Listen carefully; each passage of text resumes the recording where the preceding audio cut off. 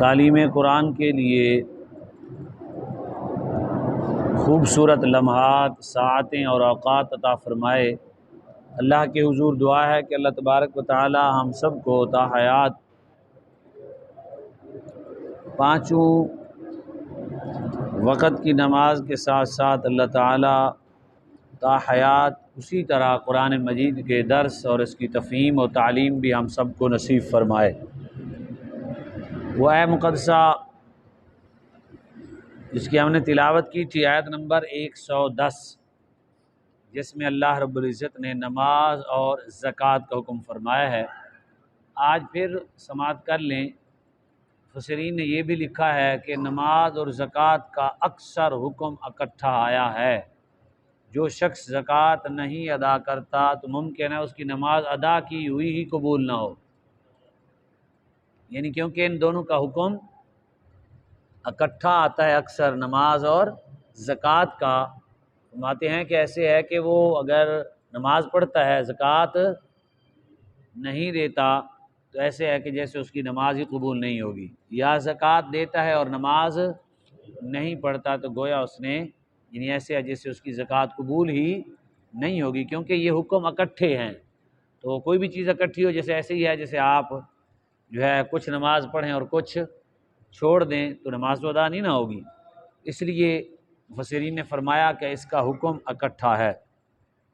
زکوٰۃ جو ہے مالی زکوٰۃ، یہ سال پلٹنے پر ہوتی ہے جس پر بھی ہو، اور اس کا نصاب بکریوں کا الگ ہے اور بھینس گائے کا الگ ہے اور اونٹ وغیرہ کا الگ ہے،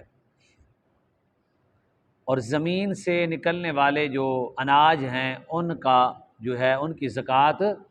الگ ہے۔ تو 40واں حصہ جیسے کہ ہم سمجھتے ہیں، آج آپ نے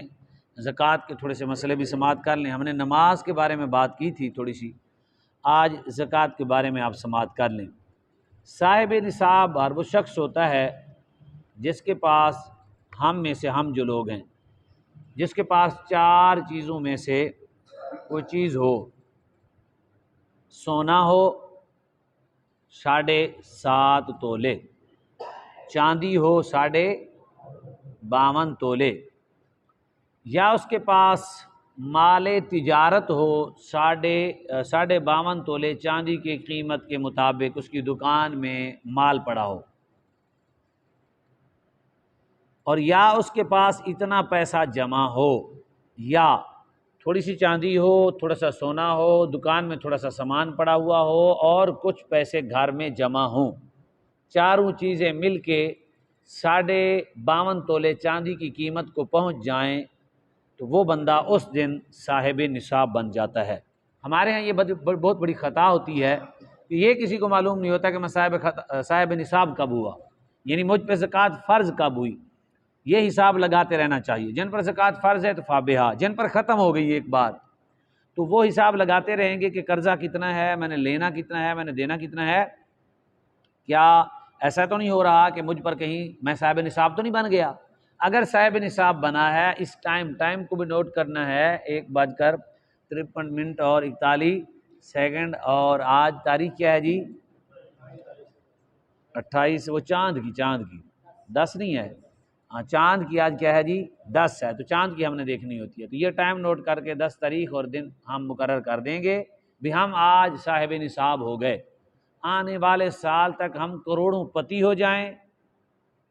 یعنی لاکھ روپیہ تھا یا 2 لاکھ تھا، صاحب نصاب بن گئے۔ آنے والے سال بالکل اسی وقت،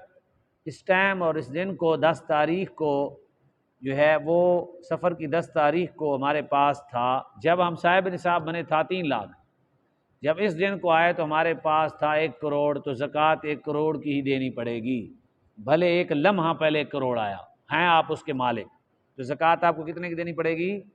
1 لمحہ پہلے بھی جو پیسے آئیں گے، 1 سیکنڈ پہلے 41 سیکنڈ تھا نا، تو آپ نے حساب لگایا، اندازہ لگایا، بھئی یہ تو مجھے وہ 20 سیکنڈ پہلے آ گیا تھا اتنا پیسہ میرے پاس، میں مالک بن گیا تھا۔ نہیں بھی آیا، آپ کہیں مالک بن گئے ہیں، تو قبضہ نہیں ہے، تو جب قبضہ ہوگا تب زکوٰۃ دینی ہوگی، زکوٰۃ فرض رکی رہے گی تو زکوٰۃ دینی پڑے گی۔ اسی طرح اگر 1 لمحہ پہلے وہ کروڑوں، اس نے جب حساب لگایا آج کے دن اس کے پاس تھا 7 کروڑ، جب سال گزرا، اگلے سال 10 سفر المسفر 1 بج کر 54 منٹ اور 41 سیکنڈ تھا، اور جب اس نے دیکھا تو وہ صاحب نصاب ہی نہیں تھا، لہٰذا اس پر زکوٰۃ فرض، پیسے ختم ہو گئے۔ اچانک اس کو کسی دوست نے فون کیا کہ یار تو ساڈا یار بیلی سے، میں سنیا تیرا کاروبار تباہ ہو گیا۔ انہوں نے کہا ہاں جی۔ انہوں نے کہا یار چائنا چو 4 ٹرک مال دے آ رہے ہیں، میں تینوں دیتے تو ویچ دے۔ اس نے وہیں سے لیے، 7 دوست سن رہا تھا، اس نے کہا یار مجھے بیچ دیں۔ اس نے ریٹ مقرر کیا، تو جب ریٹ مقرر کر کے پیسے لیے، اگلے 20 سیکنڈ میں اس کے پاس 2 کروڑ منافع آ گیا۔ مثال دے رہا ہوں۔ اب اس کو زکوٰۃ دینا فرض نہیں ہوگی، پھر اسی دن کو لکھے گا، اگلے سال کا پھر انتظار کرے گا۔ ٹائم نوٹ کرنے کا مقصد یہ ہے کہ پہلے آ گئے، اس ٹائم تک جتنے آئے دینے پڑیں گے، اس لمحے نہ ہوئے اس کے بعد آئے تو پھر سال گزاریں گے۔ اگر کوئی بندہ سال بھر تھوڑی تھوڑی زکوٰۃ دیتا رہتا ہے تو یہ بڑا اچھا عمل ہے، اس کو کہتے ہیں استحساناً زکوٰۃ دینا، قبل از وقت زکوٰۃ دینا۔ لیکن ایسا نہیں کرنا کہ آپ کے پاس ہے زکوٰۃ کے پیسے، آپ نے حساب کیا تو آپ پر زکوٰۃ تھی 40,000، 1 لاکھ یا 1.5 لاکھ آپ پر زکوٰۃ فرض تھی، آپ نے کہا تھوڑی تھوڑی دیتا رہوں گا، یہ ناجائز ہے۔ زکوٰۃ کے اندر تاخیر کرنا گناہ ہے، کیونکہ وہ فوراً دینی ہے آپ نے۔ ہاں آپ ایسا کر سکتے ہیں کہ بجائے اس کے کہ حساب کر کے پیسے جمع کر کے بعد میں دیتے رہیں، نہیں، قبل از وقت دینا شروع کر دیں، ایک بار پوری زکوٰۃ دے دیں، دینے کے بعد آپ حساب لگائیں کہ یار روزانہ میں مہینے بعد 1.5 بعد اتنے دیتا رہوں گا۔ سال کے بعد آپ نے وہ لکھتے رہے، سال کے بعد اپنے پاس جو کچھ پڑا تھا اس کا حساب کتاب لگایا، آپ کو معلوم ہوا کہ میں نے زکوٰۃ دے دی ہے 1.5 لاکھ اور میرے اوپر بنتی ہے 2.25 لاکھ، تو لہٰذا 75,000 میں نے زکوٰۃ دینی ہے، حساب لگایا، فوراً نکال کے وہ دے دینی ہے۔ تو اس طرح سے ہے، زکوٰۃ میں تاخیر ناجائز ہے۔ کسی عارضے کی وجہ سے ہے، کوئی بندہ نہیں مل رہا، کسی کی تلاشی ہے، تو وہ الگ بات ہے، ویسے نہیں کہ میں تھوڑی تھوڑی بانٹتا رہوں گا۔ زکوٰۃ کے اندر یہ مسئلہ بھی بڑا اہم ہے کہ کچھ دوست زکوٰۃ ہوتی ہے تو تھوڑی تھوڑی دیتے رہتے ہیں، ایسا نہیں ہے، تو وہ اکٹھی دے دیں، یا ایسے ممکن ہے، ہاں ایسے ہو سکتا ہے کوئی ایسا دوست ہے اس کے پاس زکوٰۃ ہے، اس کو کسی کا گھر کا معلوم ہے، کسی ادارے کا معلوم ہے، اور اس کو پتہ ہے کہ میں جو ہے نا اس ادارے کے لیے میں نے رکھ لیے ہیں، ماہانہ ان کو میں اخراجات ان کے اٹھاؤں گا، ان کو کہہ دیا کہ یار مہینے کے بعد میں آپ کو اتنا دے دیا کروں گا، تو یہ تو ٹھیک ہے، وہ اس کی ملکیت ہے، خوف ہے کہ وہ کہیں غلط جگہ پہ خرچ نہ کر دیں یا وہ صحیح خرچ نہ کریں، تو ان کی زکوٰۃ رکھ کے اپنی ملکیت میں خرچ کرنا نشہ ہوتا ہے کسی کا خاوند، آپ دیں گے تو وہ اڑا دے گا، تو اس لیے آپ اپنے قبضہ میں رکھ سکتے ہیں، ان کی ملکیت کر کے کہ وہ بتایا کہ اگر میرے گھر میں آ گئے تو وہ یہ لے جائے گا۔ تو اس طرح سے ممکن ہے کہ جائز صورت نکل ہے جس کی مطلب کوئی ایسا عذر ہو۔ اور زکوٰۃ دینے کے لیے یہ ضروری ہے کہ بندہ صرف صاحب نصاب نہ ہو۔ کیا؟ صاحب نصاب نہ، اس کو زکوٰۃ لگ دی ہے، لے یا نہ لے اس کی مرضی ہے، صاحب نصاب نہ ہو اس کو زکوٰۃ، بھلے اس کی کوٹھی 3 کنال میں ہو، گھر استعمال کرتا ہو، اس کے نیچے پجارو ہے، ٹھیک ہے، وہ اس کا ضمیر ہے، اس نے سواری ہے نا، سواری تو ضرورت ہے، اس کو ضرورت، پجارو اس کو ضرورت ہے، یعنی بہت بڑا کاروباری تھا، تاجر تھا، گھر بھی بڑا تھا، سواری بھی اچھی، اچانک بالکل ہی فقیر ہو گیا، تو سواری تو اس کے پاس ہے، تو وہ اگر کوئی اس کو زکوٰۃ دیتا ہے تو وہ لے سکتا ہے۔ سواری اگرچہ اس کے پاس اچھی ہے، گھر بھی اس کے پاس اچھا ہے، تو اس کے باوجود ہاں اضافی نہ ہو، سواری اضافی بھی نہ ہو جو اس کے استعمال میں نہ ہو، اس کا گھر بھی اضافی، زمین ایسے نہ پڑی ہوئی ہو، ایسے مکان نہ ہو جس کو اس نے کرائے وغیرہ پہ دیا ہوا ہو، اسے کرایہ اتنا آتا ہو کہ وہ صاحب نصاب ہر مہینے بن جاتا ہو، تو ایسا شخص زکوٰۃ نہیں لے سکتا۔ ویسے جتنا مرضی ظاہری طور پہ امیر لگ رہا ہو، اگر لینا چاہتا ہے تو لے سکتا ہے۔ اپنے رشتہ دار کے علاوہ زکوٰۃ بتا کے دینی چاہیے۔ رشتہ داروں میں یہ شرعاً علماء نے فرمایا کہ بہن بھائی ہیں، خالہ ہے، پھوپھی ہے، چاچو ہے، ماموں ہے، ان کو کیونکہ زکوٰۃ دی جا سکتی ہے، بہن بھائیوں کو بھی، تو وہ برا سمجھیں گے کہ مجھے زکوٰۃ دیتا ہے،